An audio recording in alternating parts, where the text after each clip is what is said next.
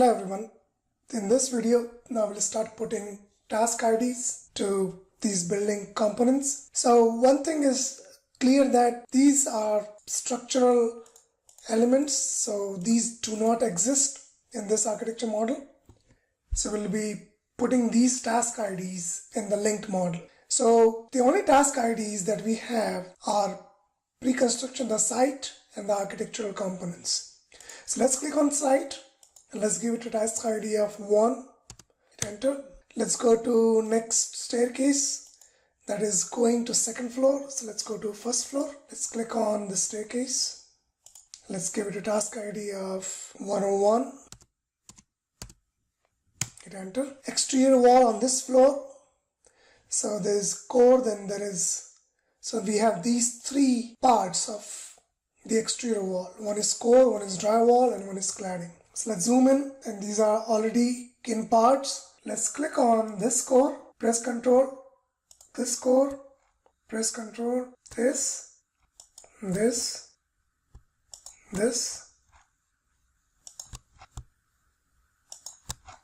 because this is a small structure, we don't really have much here and this.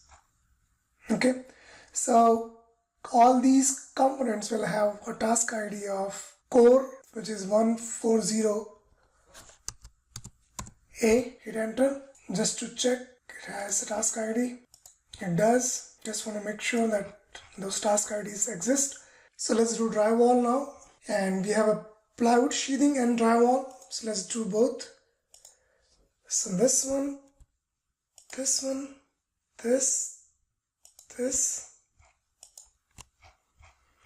so I will select these so that we don't waste time, but this is how you'll be selecting these parts.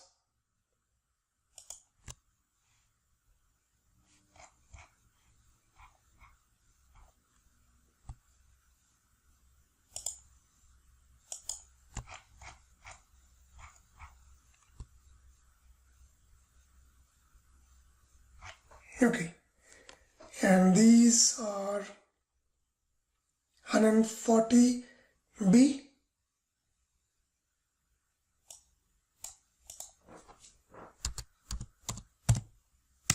Hit enter. So like this, I will select each component and will give a task ID that we have here under the properties. So I gave this task ID to the core, cladding, drywall, and sheathing of exterior wall on the first floor and second floor, and I also gave this to the core of the interior walls, so 141A, and it's drywall 141B. Let's give them a task ID to the door. So click on one door, right click, select all instances visible in the view. Let's give it a task ID of 141C. Make sure that we give a task ID to this door also. 141C, same ID. Let's click on the window. Right click, select all instances visible in the view. Select these and give it an ID of all windows first floor is 5. So the task ID over here for all window on first floor is 140W, 140W. And let's check it has an ID. Just making sure that everything has an ID. That's fine.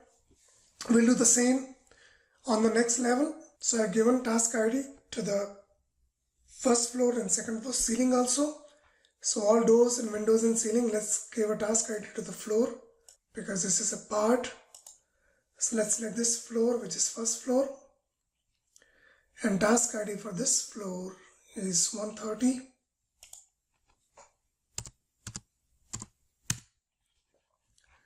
We'll do the same on the second floor. Let's give a task ID to the roof.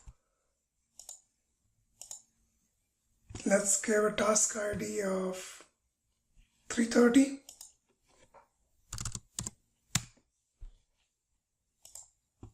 Okay, I'll give a task ID to the second floor.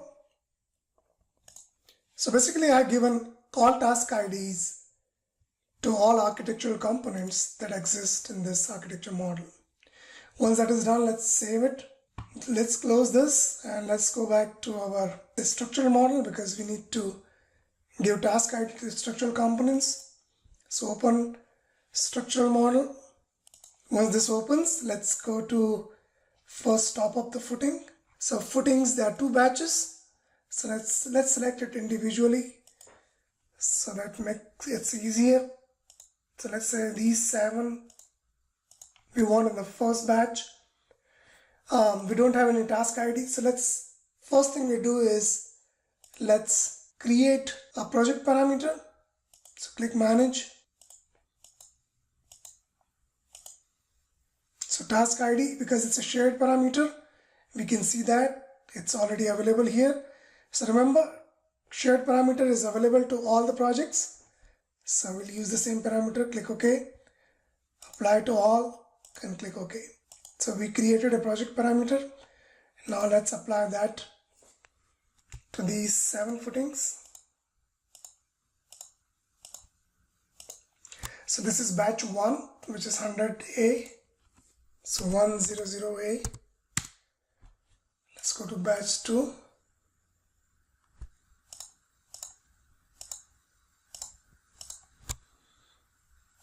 Which is 100B. Okay. Once that is done, let's go to column 2 first floor. So batch 1 and batch 2. Let's select these columns. Let's select just the columns that are visible in the view. Let's give it a task ID of 110A.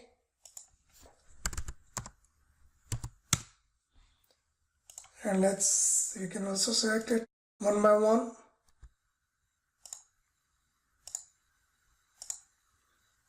So whichever method you prefer is right. So 110B.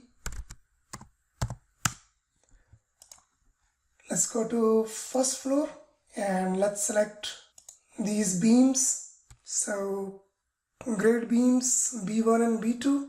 So we have 2 batches. So let's do these beams first.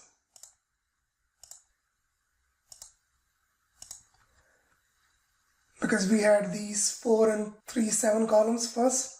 Give them a task ID of 120A. Let's select the remaining beams on this one.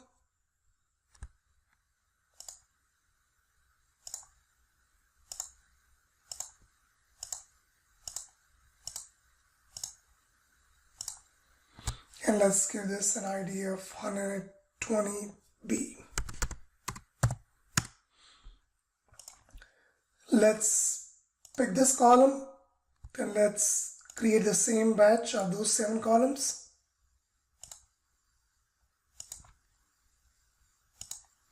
So these 7 columns will have a task ID of 210A.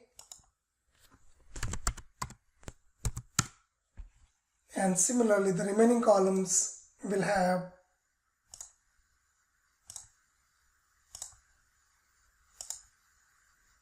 these 6 columns will have 210B. We'll do the same on the second floor level. So you have to select these beams.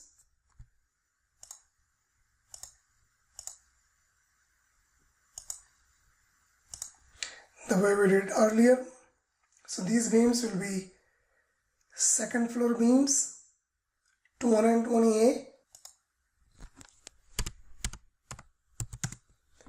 and then remaining beams 220B,